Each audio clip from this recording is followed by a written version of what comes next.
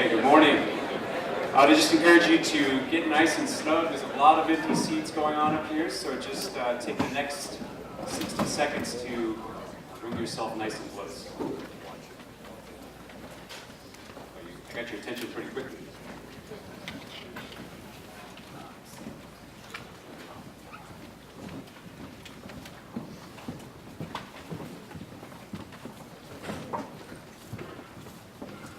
Well, good morning and welcome to the first Build Small, Live Large Housing Summit. How are y'all feeling? So let's just try that again, because today is supposed to be all about energy and bringing it strong. So good morning. Good, okay. So my name is Nicholas Harcher. I work for the International Living Future Institute and the Cascadia Green Building Council. I am the Advocacy and Outreach Manager, and we are so proud to bring you this summit today. I can get my slides to stop advancing. Great. So who are we? We are a not-for-profit member network that represents the best of the best engineers, the brightest architects, contractors, researchers, policy advocates, developers in the Cascadia bioregion. So that's Alaska, British Columbia, Washington, and Oregon. We represent the chapter of the U.S. Green Building Council and the Canada Green Building Council. There's no other chapter that is a member of both of them. So we're fairly lucky to be not only one of the best bioregions on the planet, but also to represent such a diverse transect. We are the program developers of the Living Building Challenge. How many of you are familiar with that? Okay, that's a good show of hands. That is the most rigorous and ambitious green building standard on the planet, and it comes right out of the Pacific Northwest. So we advocate and love this project, and we encourage you to bring it into your own communities. And in fact, we've got 15 branches across this bioregion that is talking about Living Building Challenge, that's doing Build Small, Live Large advocacy in their communities and neighborhoods, that's transforming policy wherever they're at. And we encourage you to join us. Join this network. It's a really powerful membership, and we put your dollars right back into your community. So that's how we make effective policy transformation. We do groundbreaking policy work, like I said, with net zero water, life cycle analysis in buildings. We streamline codes to help jurisdictions get into this advanced age. This is where we're at, and Cascadia Green Building Council plays a huge role in that. So we're so fortunate to be partnering with a progressive bureaucracy like Metro and DEQ. We're very fortunate to be living in this area. And for those of you who have never been to Living Future, can I show a quick show of hands of who has been to Living Future? Okay, seek these people out and ask them what they think. This is the Unconference. It's taking place in Seattle in May 2013, Living the Future. It's resilience and regeneration. This is the best. I don't even mess around with Green Build. I don't mess around with any other these conferences. I mean, I say that now because I work for this organization. But it's the best of the best, so I encourage you to go. So today is a summit like we've never seen before, and we're very excited that you're here. It's a packed house. We love it. Can you hear me okay? Okay. So we're going to showcase what's already possible and what development opportunities have yet to be tapped. So I think that's part of the reason that you're here. Today is where demographic shift meets urban scale development, and it's where visionaries get down to business. So I have a question for you. Are you ready? Yeah. Are you ready? Yeah. That momentum wasn't really going anywhere, but it's good that you got it. So I want to cover a few logistics. All of the sessions today are approved for 8 hours of GBCI credit and AIA credit. And if you're a AICP, it's all self-reporting. So, and when you go to each session, there's a sign-in sheet, and you will not get credit unless you sign in. So for this main session this morning after Ross speaks, you can sign in up front. And in each one of the rooms, there will be a session sheet up front, and the moderators will be able to handle it for you. You'll get a reminder about this at each session. Clear? Okay.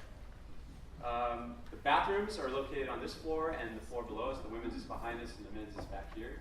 And there are 2 breakout rooms in addition to this room. So this is the ballroom. This is where there are AM and PM sessions going on. And the mp4 room is located directly behind you here. and the ADU room is on the same hallway, but all the way at the end of that wing. So every session is happening on this floor. You don't need to get back here. Don't get confused unless you're a lady looking for the restroom.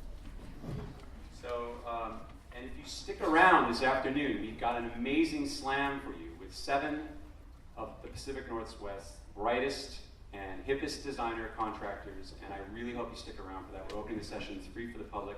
It's at 3 o'clock today, so you're going to see some really kick-ass projects, and we want you to stick around for that. So much so that we also have a brewer from Hood River, Free Family Brewing, that's coming in. He's a Belgian-style brewer at 4:30, so you will get to partake in that as well. Sounds pretty good. We know. So I want to just quickly introduce our sponsors for the day.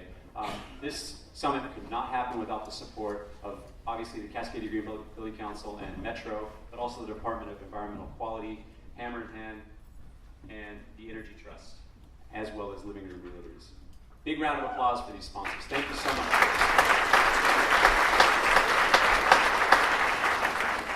All right, the last comment I wanted to say was this summit was not put together by very few. It was put together by a handful of people. And this space-efficient housing work group has been busy for the last 10 months building these sessions, building the concept, building who's going to be the partners in this. So thank you so much to those hardworking individuals, many of you who are here today. In fact, raise your hand if you were involved in that planning process. So, okay. Thank you. Okay, and last but not least, this is last, but not least. I'm about to introduce the spearhead behind this whole project, Jordan Palmieri. He is the man. And this would have not happened without him. And I'll just introduce Jordan real quick. But he is the environmental scientist in the Green Building Program at the Oregon Department of Environmental Quality. He has worked for federal and state governments for the past 9 years on forestry, water quality, site cleanup, and green building topics. Now, his current efforts are on reducing life cycle environmental impacts of building material consumption, which is what we're going to talk about today. He's worked on building code, rating systems, material modeling, and local incentive structures to place the value on size on par with other green building practices. So this is the guy who is really the reason why we're here today. So without further ado, I'd like to introduce Jordan Palmieri.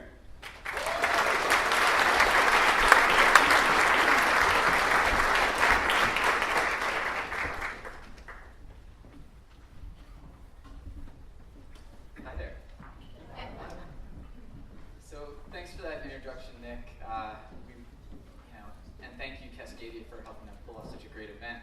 It's really good to see so many familiar faces in the audience, because really this was a group effort in every sense of the word. And it's also good to see so many new faces. There's almost 300 of you out there, so thanks for spending your day with us today. So I'm going to start off by showing you something that we all know already. Smaller homes use fewer materials, they use less energy, and they cause less greenhouse gas emissions over the life of the home. But what we wanted to know at Oregon DEQ was, how do the benefits of reducing home size compare to other green building practices? So we took a look at a 2,200 square foot home built to code, 2010 code, and then said, let's try a few other things. We looked at staggered stud framing, double wall construction, more insulation, and these practices did reduce greenhouse gas emissions. We then looked at an Energy Star home. Better insulation, better windows, better air tightness, better heating equipment, and again, greenhouse gas emissions were reduced for this home. However, simply building a 1,600 square foot home to code reduced greenhouse gas emissions even further than that 2,200 square foot Energy Star home. So the point here is that size is really effective at reducing greenhouse gas emissions. In fact, it was the most effective practice that we looked at in our study. Now, I don't want to discount the benefits of energy efficiency at all, because it's really quite important. In this chart, we'll see the annual energy use of 5 different size homes. And for each of these homes, there's 3 different levels of efficiency. The blue is the 2010 code, green is Energy Star, and red is advanced performance, which is about 40% better than code. You'll notice that in any given size category, efficiency matters. It matters a lot. You're able to reduce annual energy use. But when you start looking across the size categories, you see that size is really effective at reducing energy use as well. Now, there's been a lot of work, great work going on in the residential and commercial green building fields, and a lot of it focuses on energy efficiency, and rightfully so, because it matters. But size matters too, and that's why all of you are here today, and that's why DEQ and many others have been working on trying to put the environmental benefits of building small on par with all of the other green building practices that are available to folks out there. So despite the benefits of small homes, house size has really increased over time. Over the last 60 years, we've seen house size jump from about 1,000 square feet in 1950 to about 2,500 square feet in 2005.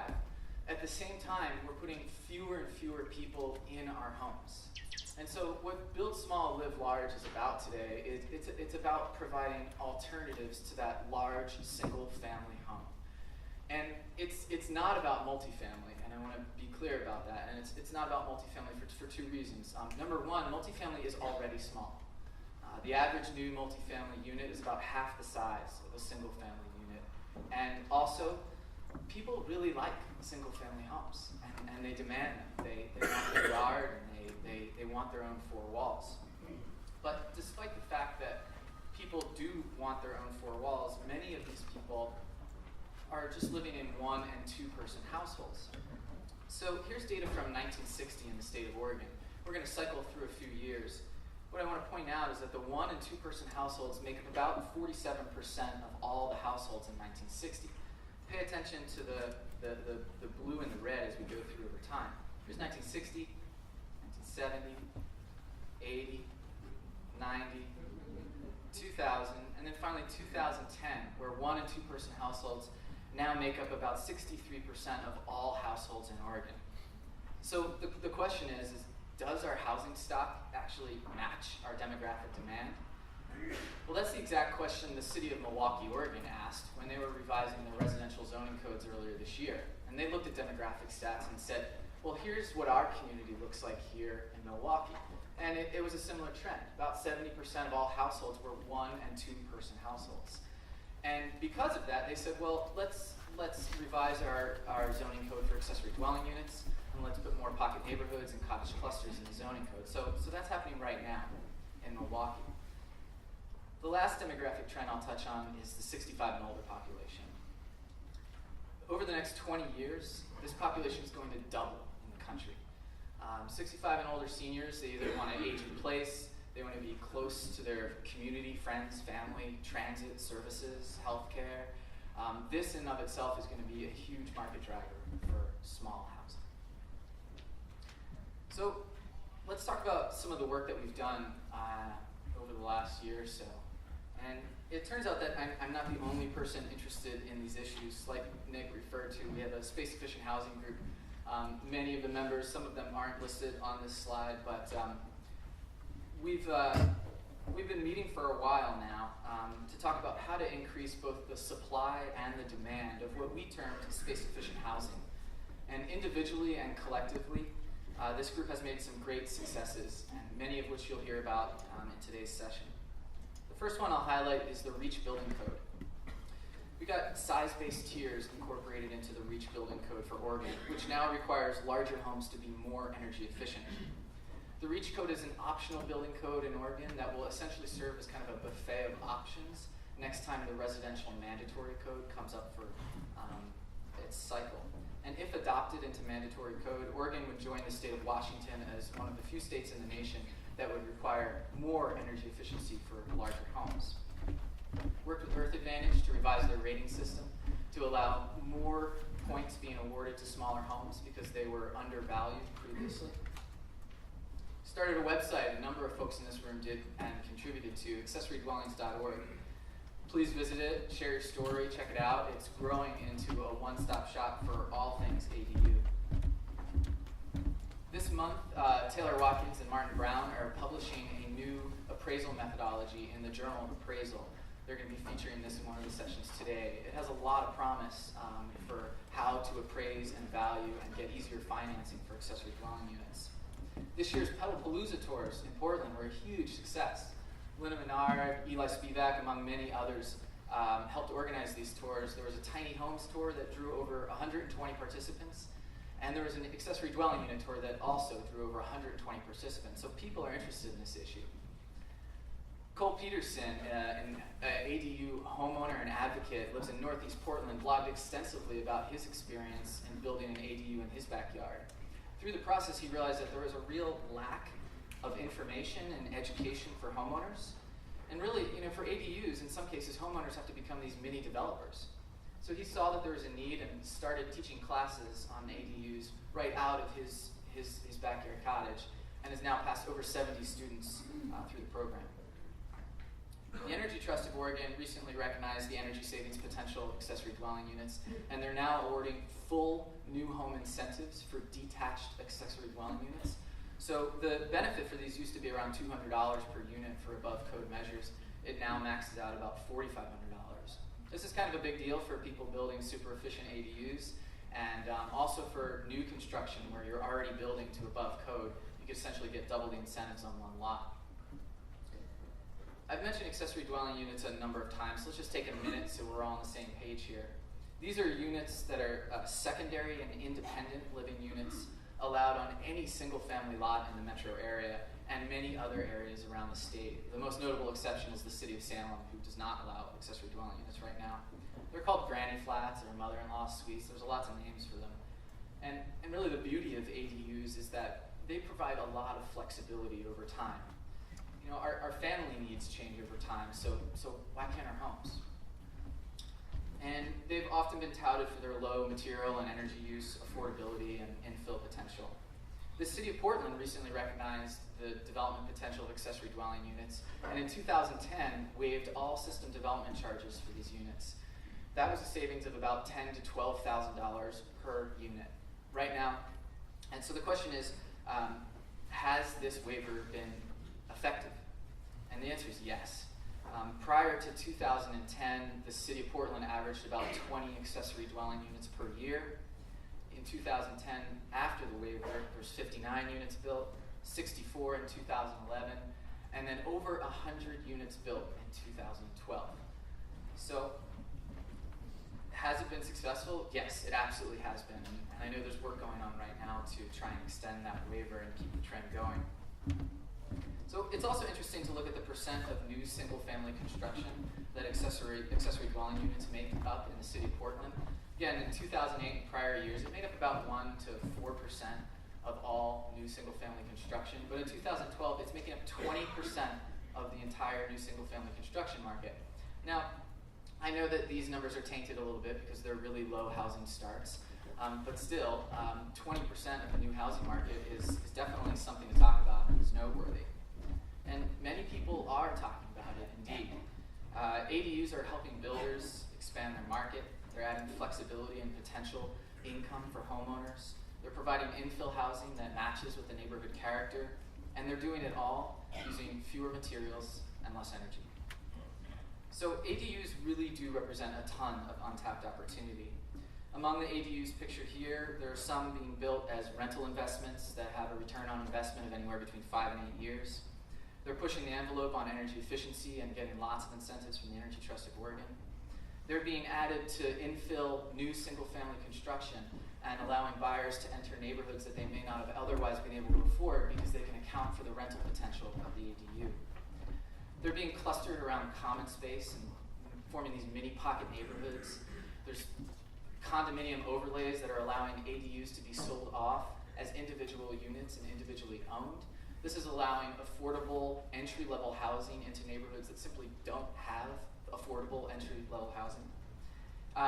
And they're being affordably rented to friends and family for below market value rents in exchange for things like childcare and other services. And finally, I wanted to say that all the people living in these units are also really being challenged to live large with less.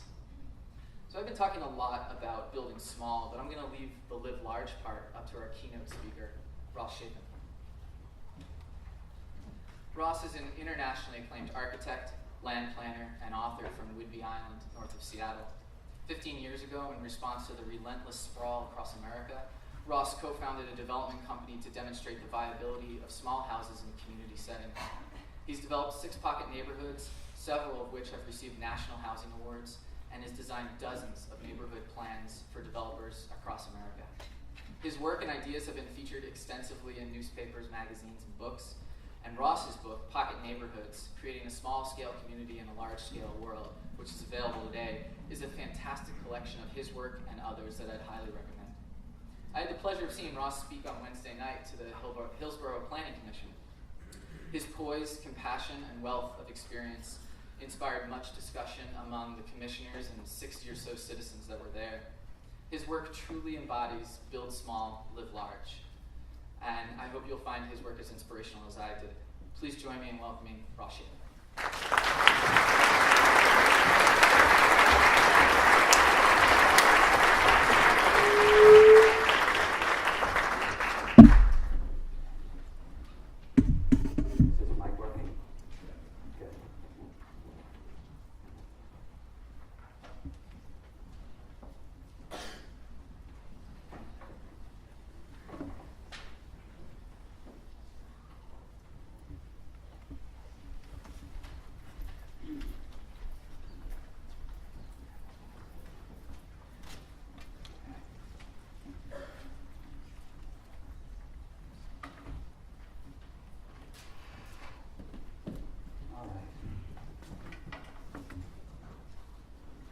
Thank you so much. This is a real pleasure being here. I'm honored to be part of this conversation. I am up on Whidbey Island, north of Seattle, and I am looking south to Portland and seeing that the dialogue around here, around small houses and progressive housing neighborhoods, is peak. And I travel around the country and they talk about Portland and Seattle, the kind of things that are going on here, and look forward to us for leadership. So I encourage all of us today to step forward as we're coming out of the recession and show the world what can happen. So as we get into this, plug this in.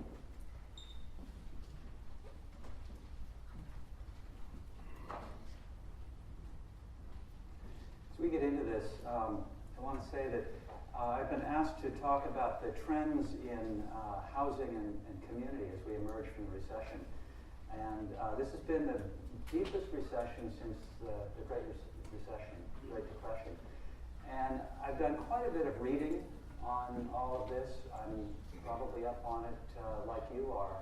I'm not a demographer, I'm not a statistician, so I can't report from that level. But I do see that what we have ahead of us is pretty daunting as we're trying to emerge from this. There are multiple trends vying for dominance as we struggle to come out of this. The news media seems bent on the GDP, on growth, on consumer demand as being the measure of success. Growth is good, bigger is better, shop more, buy more, yay. At the same time, as we know, there's a countercurrent going on. Small is beautiful. Sustainability is the goal. Think globally, act locally. Now this banner is being carried by folks for whom local food, green building, walkability, and resilience are buzzwords. But these trends represent very different values, different approaches. Which will it be? Is it just a matter of a fashion show of this trend or that trend, or is it a political thing, the red and blue, for all America? Isn't this great? Now, this is a gathering that is looking, I think, at something deeper, more than trends. We're looking at something that I think is in larger proportion. Now, I took this question on about, I could present on pocket neighborhoods and small houses, but when asked to talk about trends, I took a pretty close look at it, and I struggled to try to understand what's going on. And the other day when I was out for a walk in our neighborhood, I met Robert Gilman. Does anybody know Robert Gilman here? Robert is a friend I've known for decades now, and he's got a big picture view. He was a PhD astrophysicist before directing his attention to the Earth and the emerging human culture. He's the director of the Context Institute, and for more than 3 decades he's written about all the aspects of the shifts of our culture. So when I was asking him about what he thought about the trends and multiple approaches in our culture, he said, well, back up a bit. Take a 10,000-year view. No, take a 50,000-year view. Let's see what's going on. And as we're walking in our neighborhood, he was trying to suggest that the changes that were happening at the turn of the hunter-gatherers, we merged to agriculture and cities, was major. And we have something even more major. And he described an S-curve. He said that the conflicting currents that we're experiencing are typical in biological systems. Now this type of curve occurs over and over, and I'd like to bring it in and frame our conversation around small houses in a much larger way. He says at the beginning of the curve, growth occurs at an increasing rate. Now this rate, the reason it turns over, let's see if this is working. No pointer here. I stopped it. Pull it out here. Hang on. Trusty second one. So it occurs here. It goes through, and the reason why it turns over is that it hits an ecosystem carrying capacity. And before the curve, it's kind of like a clear cut. And in a clear cut, there are a lot of resources relative to the biomass, which is sun and soil, and growth is the imperative. That's what it's all about. Now, these are opportunistic pioneer species whose job is to colonize big empty spaces, to fix nitrogen in the soil, to create shade, to preserve water. Think alder, think thistle. There's very little diversity. So, pioneer species. They've got quite a job that they're involved in. So before the midpoint, there aren't many species around to take advantage of the resources that are available. And the game changes at the midpoint. So beyond that, in the final end would be a climax forest. And in the middle, there are moving toward shade-tolerant succession species as the dominant type. Now here, efficiency is imperative. The resources are thoroughly used and reused. There's lots of diversity, and many niches, and all interrelated in a web of mutual support. So there are success strategies. This is not a value of saying, oh, this is good, this is bad. Before the midpoint, you've got pioneer species which use a lot of resources. But the success strategies beyond the midpoint, you've got a low resource consumption. Energy and the resources are opposite as well. Growth rate, high and low. Longevity, you've got alders that just come up and they're really growing gangbusters. But they only last, 80 years? And then they're gone. And think about a cedar tree or a Douglas fir. Complexity is low, and in an older, beyond the midpoint ecosystem, it's very high. Isolated versus cooperative. These are different approaches to success based on where we are in the curve. So I want to get back to us. And in 50,000 years, the human species have lived on the Earth abundant resources. About 5,000 to 10,000 years ago, things shifted as the human population began to increase. And in the last 100 years, we've increased by a factor of 4. This curve has gone basically vertical, and we're at the midpoint now. Up until now, we could count on pioneer species and approaches and strategies for that working well. But guess what? We're not in a period where these strategies are effective anymore. We need to shift our strategies to succeed. The challenge, though, is that we're human, and we've got a flywheel of culture. We think we're in pioneer times, but the reality has shifted beneath us. So we've got pioneer species, strategies, and succession strategies.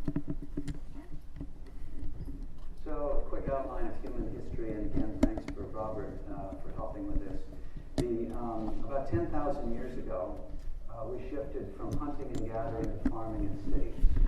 And now, we're in a period, when I say now, it's, maybe it started 400 or 500 years ago. And we're coming to, at this midpoint and beyond, where we must shift. Everything is going vertical, and we don't want it to crash. We want it to come and level out and find a way in which we can succeed. So that's why transition towns, that's why all the talk about resilience and sustainability, these are conversations around this very thing. So we're moving to a future where we are enlivening our part of being a human global Earth ecosystem. So why build large houses on big lots at the end of a long commute? It's just not making sense anymore. So I think we can move beyond this. So the title of this summit is called Build Small, Live Large. But what do we mean by small? So I'd like to start by suggesting some definitions. Sarah Susanka says it's about a third larger than you think you need, but costing the same. Now, while not a formal definition, a small house is what I would say a house that you fully occupy. It has a full complement of spaces and support to meet full-time needs. It's not an exact size. It doesn't have a size limit, but it's sized to meet your needs fully, with little extraneous space.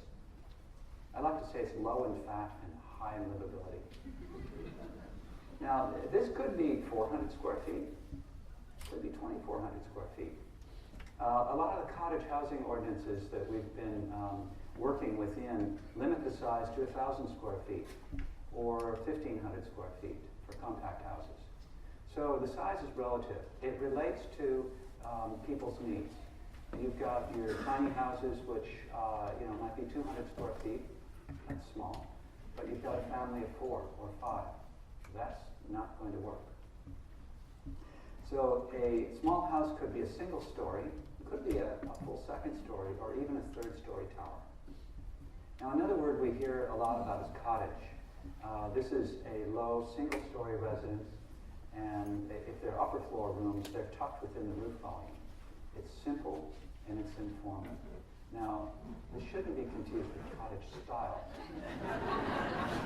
It's got nothing to do with size or scale. Historically, a cottage is a summer house in the country, or perhaps beside a lake or the shore. Or it might be a caretaker's cottage near a main house at a farm or an estate. Now, a bungalow is similar to a cottage. It's got a broad porch and a veranda. Now, the name comes from a 17th century colonial India, meaning Bengal house, and that was moved into bungalow. The backyard cottage, which we have seen some great examples of, accessory dwelling unit, ADU. This is the second home on a lot. It's not saleable as an independent dwelling. It's an accessory to the main house. And a carriage house or a live-above is the living above the garage. I don't think I've seen many carriages these days, but that's what they're called. A laneway house, you go up into Canada, and backyard houses or alley houses are laneway houses. And these are small secondary residences or studios located off an access lane. Now, the tiny house is the poster child of the small house movement. It's gotten a lot of press over the last several years. This is a house that's typically under 200 square feet, meant for one person with a simple lifestyle, or it might be a second home, or a playhouse. Land is optional. Now, we're going to be having others talking about demographics, but I wanted to highlight a couple of things that I think are shifting the market. They'll drop into more detail, but what I want to say here is that what I've been reading and what I can perceive out there is that in the next 20 years or so, the housing market is going to depend upon the desires and the fortunes of 2 generations. You can see them. Baby boomers and the echo boomers, their children. The Echo Boomers were born between 1980 and 2000, and they're coming into the traditional house buying age directly in the face of higher fuel prices, high credit card debt, student loan debt, and a lack of high-paying jobs. These are adverse conditions that did not affect the baby boomers at that age. They've got an economic climate that's very different, and so they're putting off children, many of them. They're moving back home with their parents. This is the boomerang generation. They're doubling up on apartments. They're trying to make do with less and make it work. As a group, they're more diverse in terms of ethnicity and household structure. They're more tolerant of differences, and they have far less demand for privacy, and they're drawn toward living in walkable, urban, vibrant neighborhoods. Now, as we know, 80 million baby boomers who were born between 1946 and 1965 are entering retirement. Their lives have coincided with suburban sprawl, the ballooning of house size, and tremendous economic growth. This was all made possible because we were cashing in on cheap resources. It was the empire era in full swing. Now they're looking at options to aging in place. And their large, high-maintenance houses are isolated in the suburbs, and they're hanging on them like heavy bags. They're going to release an estimated 11 million houses in the next 10 years of these oversized houses. Whether these houses will fit the needs of the younger generation is an open question, however. They were built when energy was inexpensive, nuclear families were the rule, incomes were increasing for most Americans, and mortgages were easy to maintain. Now their children, the Echo Boomers, are far more diverse and tolerant of differences. And they're going to try to make sense of this. And this is a challenge ahead of us. And I think that the small houses, the small house approach that we're really looking is part of an answer. But it's also where the houses are. The houses must be in a larger context. If we build a small house, out at the end of the suburban sprawl, we just blew our wad for the year for energy because we're tapped to the downtown employment areas, school areas, and we just wasted all the energy that we saved. So, here we are, this banner.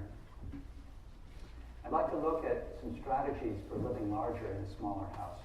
And this I'm now putting on my designer hat. And I spent 15 years out of college.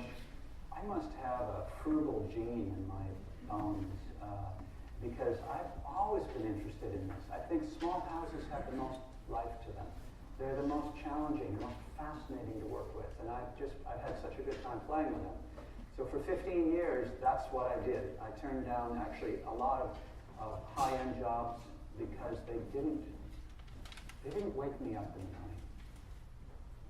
So I'd like to go through just a few series of how to make a small house live larger. Live informally. Forget the foyer, the formal living room, the formal dining room. Who needs them? Focus on making the family room the heart of the house. The eating alcove or the table or bench to use size saves quite a bit of space over a larger dining room. Making good use of space by looking at day beds and alcoves for not only quiet getaway spots, but for a place for, again, informal guests.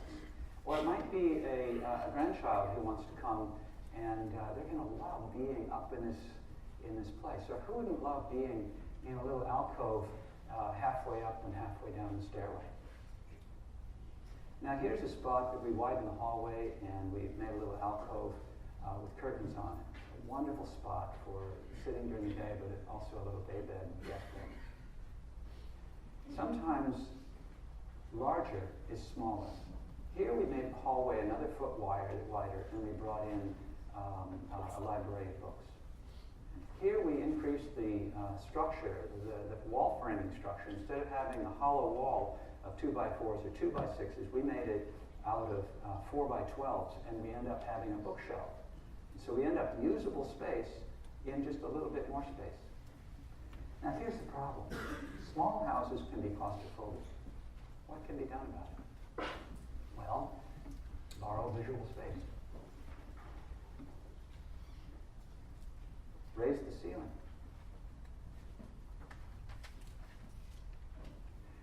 Locate windows properly to enlarge the sense of space. Instead of having windows, if you take the proportion of the room and you put your windows on the long side, this room is going to feel narrower and smaller.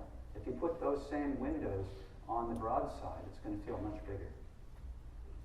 You've got light on both sides, 2 or 3 sides of a room. It's going to reduce the glare. It's going to balance the light. It's going to feel larger.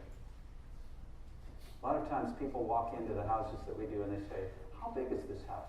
And I say, just walk around it and come back and you can report in.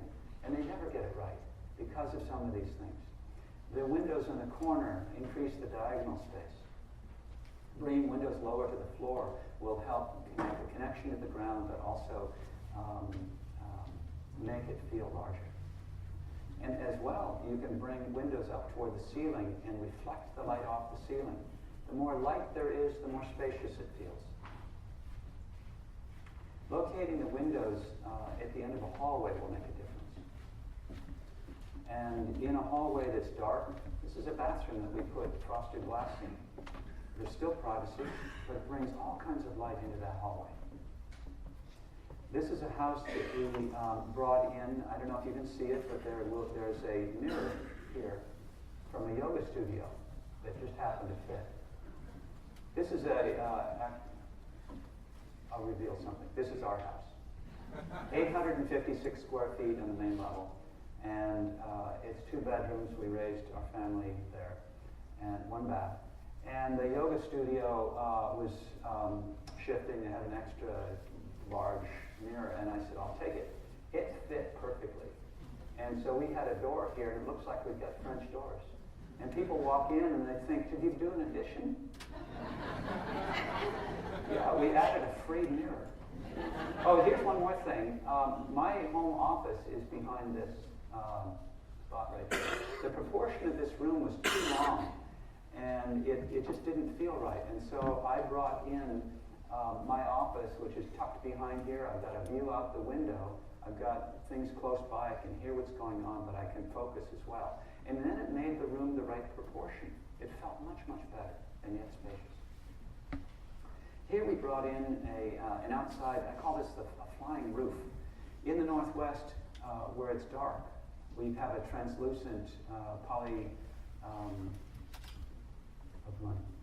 my brain just went off. Polycarbonate roofing. And what a difference that makes. And here's the porch. Once we added this on our house, we increased the size of our usable space by about 50%. And we live 6 months out of the year on the porch, dining room. We actually moved the living room out of the porch because we could have chairs out on the lawn. And we moved our bed out there about the 15th of April. We just moved it back in before this last storm. It's great. Love tree houses. This is a rooftop terrace. Now, privacy is a much bigger issue in smaller houses, and so what can we do? I think it's really important to take close awareness of sound, physical separation between quiet and the active rooms, guest rooms in the main area. I think the acoustic separation between the wall construction, closets between bedrooms. I mean, these are pretty obvious, but in a small house, really pay attention, because what's going to destroy a small house for multiple people will be the sound that happens. So I'd like to shift here and show you what we worked with in Langley, Washington.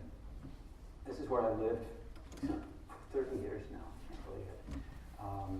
Sometimes innovation takes root in unlikely places.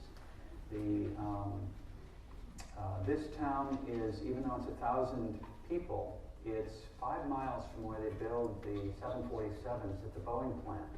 And so the pressure for sprawl is phenomenal. And in the early 90s, we were really taking a close look at that, and I was part of a team that helped create the cottage housing code. It acknowledged, we were watching the 1 or 2 person household proportions, and as Jordan said, it's about 60% of all, and yet that's not what was being built. And we thought that there was a market, so we took a code that was created for Seattle but never passed. And we took it in our town, and we were able to pass it. This is the first code of its kind in the country. I'm going to give you just an overview of the three highlights that it works with. It gives an incentive by allowing double the density in any residential zone. And if, it's three things. The houses are limited in size, they're oriented around the commons, and you've got parking that's shielded from the street. I can get into a lot more detail about the elements of the code, but this is the basic gist of it. And I had, as I mentioned, started out by working with designing small houses, working closely with builders, getting out there, building myself. Loved it. But as I travel around the country, and as I would travel back to my hometown in Minnesota, and see how the sprawl was just wiping out many square miles all around Minneapolis and St. Paul, which I knew so well, but all around all the cities. I went, I know better. There's something that I know that I think I could contribute, and I can't just sit back in this wonderful little idyllic island and make these wonderful little houses. Aren't they so cute? It's certainly fun, but I have kind of wired that I've got to figure out if I know something, I've got to do something. So about this time, I was giving a talk on building better, smarter, smaller houses at the Northwest Eco Building Guild, and there I met Jim Souls. And Jim is a developer. He was originally a planner with the city of Marin and got started with a master's degree in that and wanted to move on the other side of the table. So he joined forces with a major developer in Southern California doing 3,000 and 4,000 houses a year, taking down the orange groves and just rolling them out. And learned all about the craft of development. It's a machine. And efficiency and growth is imperative. And then he said, enough of that, and he joined the Peace Corps, and he went off to Pakistan to help take part in the Afghan refugee program. He ended up being over there for 5 years working with Save the Children. And when he came back, he didn't move to Southern California, he went to Seattle. And he was taking part as being the director of the Threshold group doing affordable housing. When I met him, he had just finished creating 41 houses of affordable housing, and he was up to here with bureaucracy. He just really struggled with it. And then that's when he met me, and he was also watching Langley as it was working off and trying to create this code. So small houses in a town that wants to support small houses in a community setting. He said, hey, Ross, how about if we, create a community, do a project? And I said, sure, why not? And I borrowed more zeros than I'd ever seen before. And Jim, gathered his little coins, and we convinced the local bank, which I'd known quite well. It's a different climate then. We convinced them that the idea of building 8 houses on a, it's going to come in here. 8 houses around the commons. When the houses were 620 square feet on the main level, it was a great idea. It's got a great market. It's got no comparables, and we're not sure if the people in the market have the money to buy it, but we're going to do it. What do you think? And the bank said, we believe in this. And not only that, but we're going to find an appraiser that can see its value as well. Because we had done our research and seeing what was around the country and the trends, but even though it hadn't been done, they took a risk with us. And by golly, it worked. So we had 4 lots, 2/3 of an acre. It's 2 blocks from town. This is 12 units to the acre. And we had a commons building at the center. I'm going to give you a little tour here.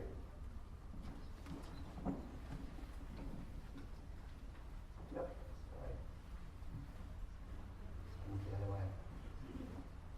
So we're going to walk in from the street. You'll see a little opening here. There's a little bench, and a place to the right are all the mailboxes for the community. And as we pass through this threshold, we come into a courtyard. and the world changes. You see a commons building, a storage to the right. We see from one side we've got cars, and we very carefully have the car, from the car door to the front door, you walk through a garden. And that's the gist of what this is all about, is that you walk through a common area and you have an opportunity to engage with others around you that you live. The parking is clustered in little pockets behind the houses. We've preserved the heirloom fruit trees that are there. Most of the site was overgrown blackberries, a jungle. These houses were cottages. They weren't small houses. These were single-story with living within the lofts. On the south side, we have windows, and we have an active yard. On the north side, we have no windows, but we've got skylights to bring light into the rooms, and you can see that the living room doesn't look into the next living room or the bedroom.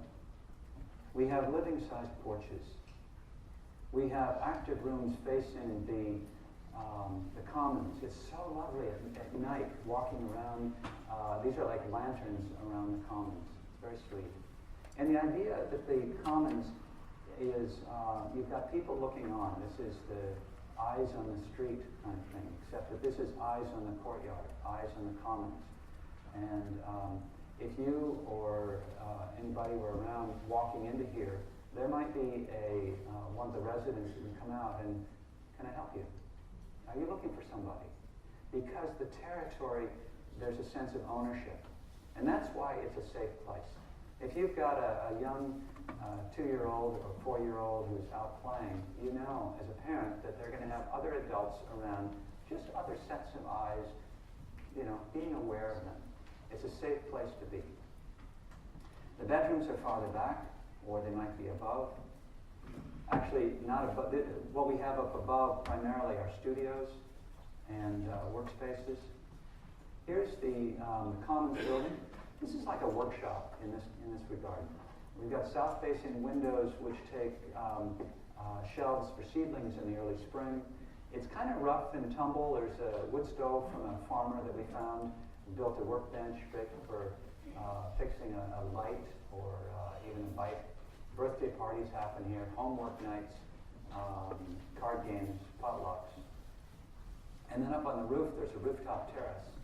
I love to build tree houses, and there's a barbecue up here and a sink. It's just a really fun place. You can be down in the courtyard, and it's very intimate.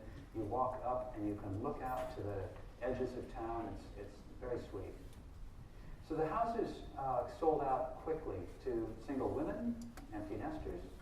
There's a young couple with a 3-year-old here. So when we built these, we did not pre-sell them. We kind of knew what we were doing, but we didn't.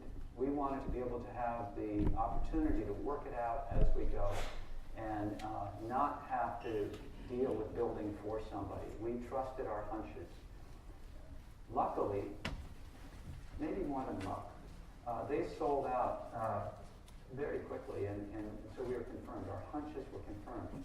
But this is what happened within about 3 months or so. The story was picked up in the national press and television, and we were swamped with phone calls. This is just as email was coming in 1996, 97, and we're beginning to get email as well. And this gave me the sense that the pulse of the country said, we need this. This is a niche market. Remember, 60% of households are 1- and 2-person households. That's a super majority, and none of this is being built. At least then, I think a lot more now. So, if you're a developer, there's a pretty good market. And the houses we sold at that point for about $129,000 for a house. And they don't resell very often because when people buy them, they hang on to them. But when they have resold, they've been for around $250,000. This is for about an 850 square foot house. So I'm going to go through just a couple of other projects. If we had longer, I could give you more detail. The session this afternoon, I've got a few more things. The Greenwood Avenue Cottages was done in a first-ring suburb of Seattle. and we had what was typical of a suburb, and even here. So after World War II, the lots got bigger, and the houses were ranch houses, ramblers, small houses, built for in that era where they were building them fast. And so the kids who've grown up here have moved on. The kids of the owners of these two properties, there are two houses here in the front that they grew up in, and they had this huge backyard. And they had money on the table from developers saying, I'd like to have this. It's all built out, first ring suburb. And so the idea was to bring in a cul-de-sac here with 4 garage-fronted large houses. And the owner of the land, the son who was there, said he found out about what we'd been doing and said, I don't quite feel good about that. What I like is what you're up to. Let's do it. Well, we had to work with the city of Shoreline to create the code to allow this to happen. It was a long way around, but we did it. We have the Commons building at the center. We've got garages. As you come in, you're facing, you can imagine driving in, you face the Commons. The garages are there, but they're kind of beside. You're not focusing on them. And then you come in, and there are the houses. Now, when we sold, again, we built these, and only after they were done did we sell them. The first 3 buyers that week, we had a potluck celebration with champagne and celebrated. The next weekend, the buyers hosted a potluck for us, and then for the other people coming in. And now, 10 years later, here's their 10th anniversary potluck celebration. Every Saturday night, they've got a potluck. And so you can see who the buyers are. We've got a young couple with kids. We've got an empty nester. They moved out of a 3,000 square foot outer suburb house to move closer. We've got another empty nester group here, single woman. This woman here, for a while, was living her 20-something twins, would move back home for about 3 months and then go off into the world, and then move back home and then go off. And so they're the boomerangers. And her mother was 83, I think, and instead of moving her to a nursing home, she took the bedroom on the main level. This is her house, and if you can believe it, the slope drops off. There's a lower bedroom in the back with a private yard, a bedroom here, and then a bedroom up above on the stairway. And so she lived up above, her mother lived in the bedroom, and the kids downstairs. 3 generations in 1,000 square feet. Half of the houses now have photovoltaics on the roof. Mike Nelson, who is the president of Solar Washington, came up to me after they were built. This is before any of the solar panels. And he was feigning just really being upset. He says, Ross, damn it, look at this. And he came up to me and he showed me his electric bill. He says, how am I going to justify photovoltaics on the roof with an electric bill like this? It was like $12. But he's an evangelist around solar, even in Washington, and he did it, and he convinced half of his neighbors to do the same thing. And this shows where the values are, because half the neighbors also have hybrid cars. These houses were in, I know, pioneer species. Well, these owners are pioneers in the beginning of a movement that I think is going to be huge. But they want to be able to have a place where they can walk their talk. So yes, we are taking a risk to build these. The people buying them were taking a risk as well. What's the value of these? Well, for them, the value was to walk their values, to live their values. And we've provided an opportunity for that to happen. And again, I think as developers, as builders, as architects, I think we can know that there are people out there in the general public that want these. Do them well. Do them high quality. Do them energy efficiently. Do them thoughtfully, neighborhood sensibly, and they're going to sell. We created, I just want a little comment here, we did all the landscaping in the common area, and we left every yard with fertile soil, ready to go, blank. Everybody, I think, not everybody, but there are polls that say 90% of people love to garden in some way or another. It might be a container garden. A small house provides land that's large enough to be satisfying, but small enough to not be a burden. And so we create an opportunity for people to garden, and every garden is different, and yet they fit in. This is the Commons building gets a lot of use.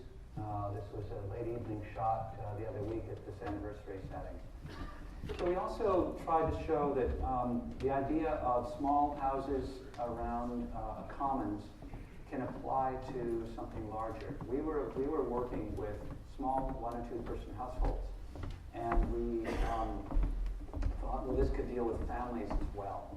And so we created a code, actually working with the city of Kirkland, and they have an innovative housing demonstration ordinance which says to developers and builders and architects, make up your own rules, make up your own zoning, and come to us, and we'll entertain it. It's a way for them to source the creativity in the community of people that are in the field.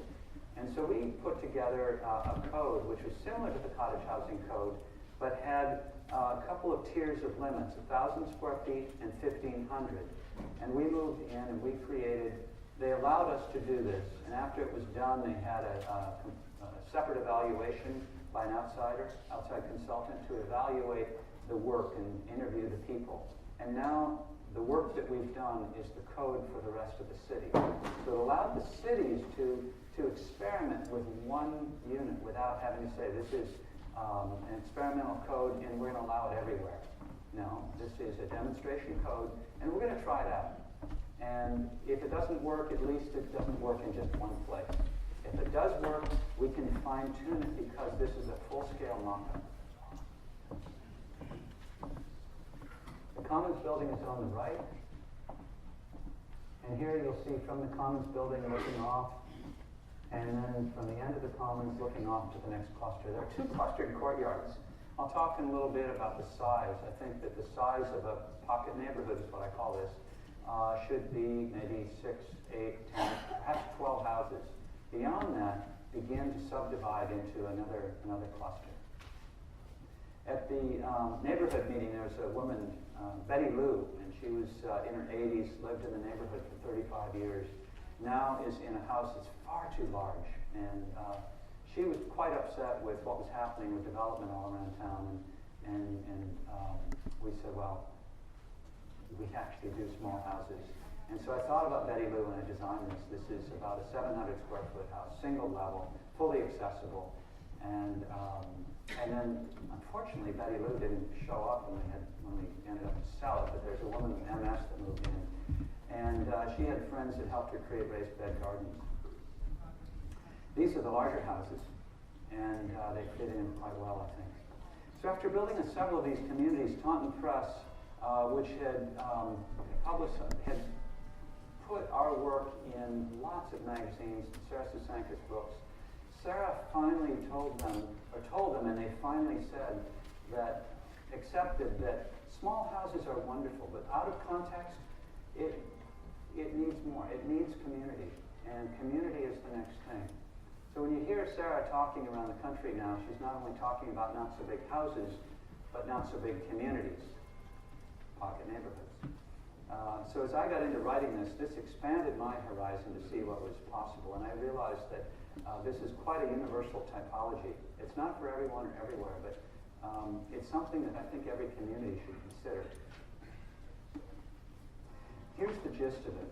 I was at an event, a garden party, and there were 20 people at a table overlooking this gorgeous valley, and we all knew the host, but we didn't know each other as well. And the hostess said, say your name and a little bit about what you're about. And so it came around, and I'm Ross Chapin, and I'm just finishing a book on pocket neighborhoods. Next. No. What's a pocket neighborhood? And I struggled with what's a pocket neighborhood. How do I say it succinctly? I have a whole book on it, but how? What's the gist of it?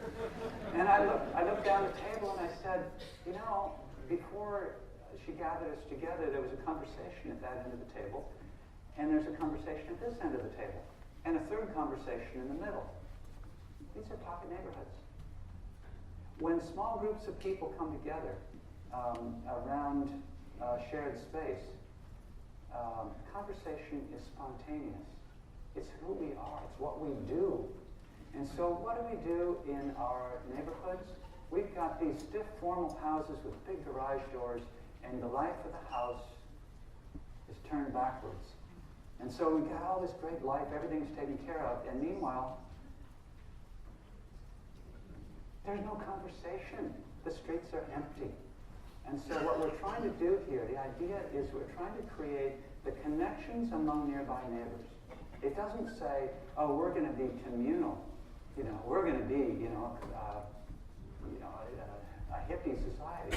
No. It means that we're going to be human. We're going to have places in which we can begin to engage. We can reclaim the streets as people streets, not as places that we just drive in with cars. And all it is a matter of turning the houses around, making opportunities for connection. So pocket neighborhoods, they can be the cottages around a garden, like we've done, but they're more than that. They might be a group of houses along a pedestrian street. They might be a series of existing houses where the neighbors take the backyard fences out and create a play area or a community garden or a barbecue cooking spot. Or like this place in Baltimore where we've got a very sketchy alley, and the residents were really upset, and they took back the alley and they made it into a commons with container gardens and places to hang out and sit. And so this is a pocket neighborhood just as fully as these cute cottages around a garden on an island north of Seattle. So pocket neighborhoods can be in urban areas, like this renovated market building in downtown Oakland, or this renovated factory. It also might be a suburban cluster or a rural cluster as a way to save land. This is, I think, about 16 houses on 20 acres. They saved 17 acres by clustering. So I want to list some design patterns for community. I think that it's important to name these things that we've been working with. The first one is clusters of a dozen. When we name them, they become more conscious. When they're conscious, they become part of a conversation, part of a language that we can communicate with others around us, and they're more likely to come into play. So when a cluster of a dozen, now this is a good question and it's relative. I had asked myself in all the time writing the book, I said, well, how big is a pocket neighborhood? Is it 6? Is it 8? Is it 12? Is it 20? Is it 50? Is it 150? Co-housing says, oh, you've got 30 families. Oh, the number must be 30. But when I looked at co-housing, I recognized that it happens in clusters of maybe 6 or 8 or 10, and another cluster. And they come together. This is a co-housing community in Denmark where you've got 2 clusters of 10 around an aggregate whole. And so the pocket neighborhood is difficult because you think, oh, neighborhood, that's 200 houses. No, neighborhood is neighborhood. It's bringing the neighbor back into the neighborhood. It's the nearby neighbors. It's the neighbors that you know. That's what's going on with the idea of clusters of a dozen. It might be clusters of 8 or clusters of 9, but dozen sounded pretty good. Shared common space, that's the heart of it. And this can happen in so many different areas. In Europe, they've got Wohners. And this is a place, as you can see, is a wonderful spot for kids. But cars can come in here as well. What's going on here? This was a takeoff on a cottage neighborhood using one of the cottage housing codes before it was understood by the people. And it's missing. It's missing layers. It's missing focus. So the common buildings and gardens are also important. Now, I don't think a building is, but I think a gathering space is. How many lawnmowers do you need in a neighborhood? How about having a common tool shed? The connection of these places to the surrounding street. Remember that street is a commons as well of another type. A street is a room. And so the houses can make a contribution to the street in many different ways. This is a commons building to the left. What happened here? There's no contribution. Corralling the car. Now I think the car, it doesn't have to be separated, although here we have a shared garage, and then behind the garage you go right to the houses. I think they can be attached. Here we've done attached houses, and the alley becomes kind of a commons. You got mailboxes, it works well. If there's one pattern that's one of the most important ones, layers of personal space. What this says is between the more public area and the private area, there are several layers through here. The low hedge, the low fence, the yard, the frame of the porch itself, the door, the active areas of the house, and then farther back to the private areas. It's a hierarchy of personal space. Here we've got an antithesis that they tried, but they didn't frame it well. There's no layering, not enough. I think that room-sized porches are important, of course. This is nearby here, about an hour, 45 minutes away. Something's happening here. The porches are about 3.5 feet wide and 12 feet long and essentially unusable. The eyes in the commons. Nested houses. These are ways in which we can bring people closer together, and privacy is a matter of design, not distance. When the houses are slightly snug, that means you're going to be using the porches. And when the porches are going to be used, you've got a friendlier neighborhood. I'm going to finish this up by doing just a look at a few applications with site plans. So if you're a planner, great, you're going to have a good time. If you're have a hard time reading plans, just hold with us for just a couple of minutes. This is a project in Concord, Massachusetts, and I want to point out that we have traditional existing buildings here facing the street, and this becomes the pocket neighborhood in back. This is about 3 acres with a wild area going down to a river. There's a cluster. Now, I don't know the name of this. This is a plan that I saw yesterday. And if you can look at this, this is a homeless encampment. And these are called affinity circles. Here and here. These are pocket neighborhoods. Little clusters of tents, affinity circles. What to do with these oddball lots that are available? All the best ones are built on. This is an existing house, and we found a way to come in, create a cluster. And for those of you who are fire marshals, yes, we do have turnarounds, and we can get to everyone. It works.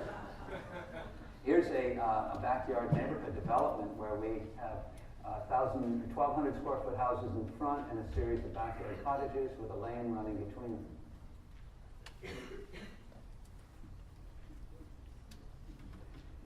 They also happen in urban areas. This is a setting in Riverside, California, a redevelopment area in urban Riverside. And we have 10 apartments where you come through a gate into a commons, there are private yards. These are 800 to 1,200 square foot apartments.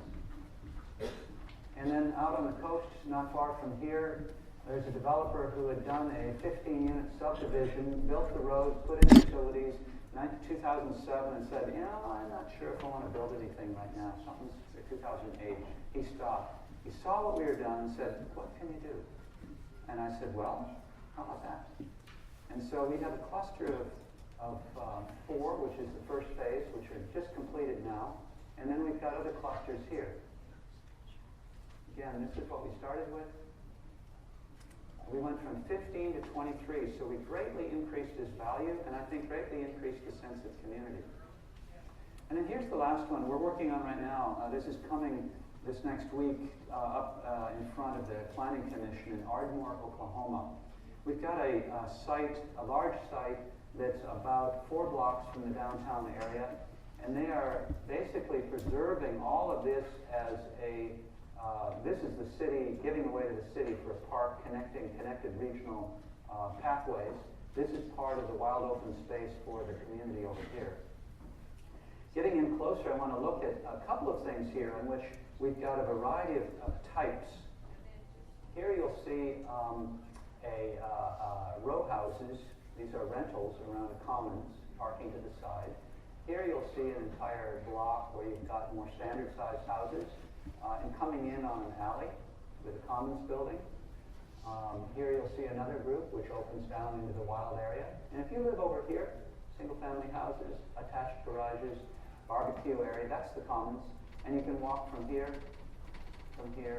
Here's the public park, little covered shelter, a bus stop. This connects down through here and goes out to the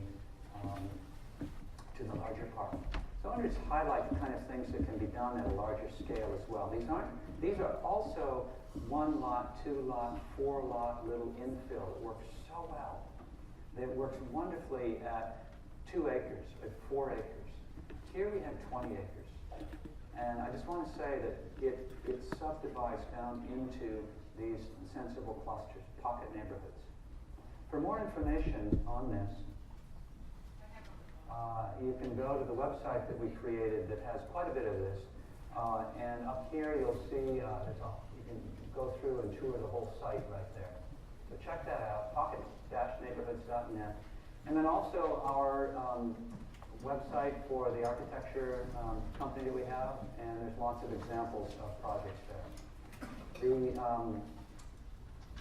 I wish that I brought books for everybody, but I don't. I've got a couple dozen books in the back. There's information there. If we do run out, you can go to Powell's, your local bookstore. Please support them. Amazon has them for pretty darn cheap, or you could also contact us and buy them that way. I want to mention that partly because I put this together to get the information out. I think this is useful information that each of you can put together in your own way. So, thank you so much. This has been a great opportunity. I'm going to try to keep the time back.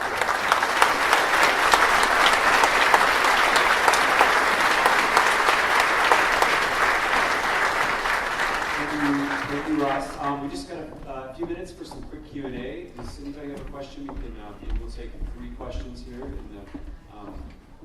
I'll just come to you.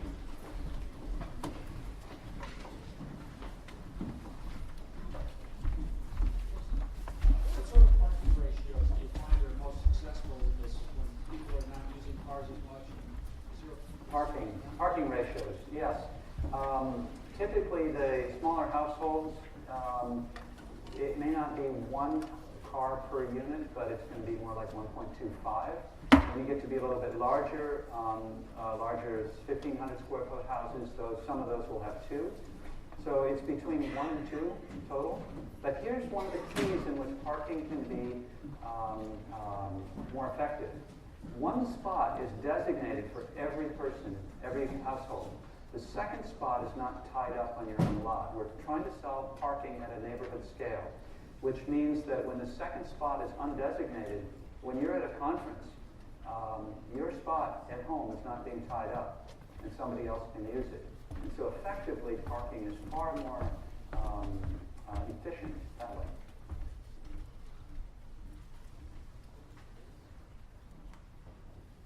What to do with existing neighborhoods and, for example, the 11 million houses that you speculated would be abandoned by baby boomers?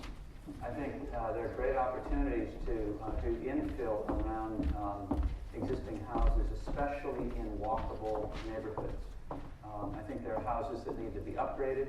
I think there are ways in which I did a development where we had 2 existing houses, and we were able to create a pocket neighborhood of 4 by bringing in smaller houses, creating a shared garden, layers of privacy, all of that. Ellen Dunham Jones is working with retrofitting suburbia. If you can look her up, Ellen Dunham Jones, and she is at Georgia Tech doing research on what do we do with suburbia. And they're identifying a number of factors coming in around transit centers, around environmental concerns, and so forth, and identifying places in suburbia where it should be re-energized and made into village centers. And when asked about, well, what do you do with all the other space that's sort of between these new village centers? And she said, don't give them any energy at all. Just let them. I don't know if that's the solution, but it's a question of our time. We probably, there's 11 million. We might have 8 million of big old houses at the end of these cul-de-sacs, at the end of nowhere. What do you do? I don't know. So if Oh, I'm not guiding this. Who's? You're back there. I'm sorry. Excuse me. The examples you showed today, the examples you showed today were primarily of detached single-family houses. Why not gain the houses into duplexes or triplexes to increase energy Terrific. efficiency? They don't have to be single-family houses. The fact that we've done them because we live on an island. We've worked in outer suburbs.